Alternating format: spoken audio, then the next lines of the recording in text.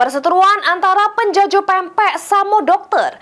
Gara-gara dituduh dak galak malik ke HP yang ditemui, akhirnya kedua belah pihak sepakat berdamai samui dak saling melapor ke baik secara pidana maupun perdata.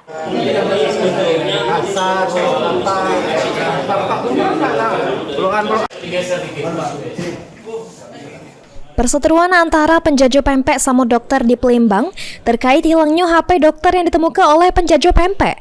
Sampai disebut-sebut dan dituduh maling pas nak balik ke HP akhirnya berakhir damai.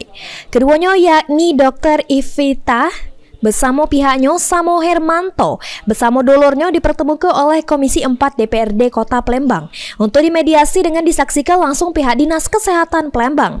Yang mana juru mediasi kedua belah pihak sepakat tidak saling melapor ke baik secara pidana maupun perdata.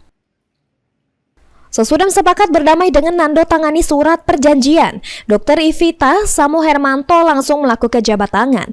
Diungkapkan Dr. Ivita kalau pas itu dirinya hilaf karena Hermanto sudah nge-reject panggilannya sehingga terjadi miskomunikasi. Namun mak ini sudah saling memaafkan. Kemudian ada bahwa tampak yang di-reject berkali-kali. Keluar dari penjelasan dari terdakwa katanya handphonenya terpencet. Berarti ini sepakat tidak saling lapor gitu. Ya betul. Pak, kenapa kita awalnya Bapak itu yang mencuri itu apa alasannya? Saya nggak dulu mencuri. Saya cuma bilang kembalikan handphone saya. Oh itu ya. Sementara itu Hermanto juga bersyukur sudah difasilitasi perdamaian ini. Karena dari awal niatnya juga tidak nak memperpanjang masalah. Bertemu yaitu dengan etikat damai secara kekeluargaan. Memang dari awal saya seperti itu maunya. Berarti Pak memang awal tuh niatnya memang mau kembalikan. Balikan betul sekali. Itu Pak ya.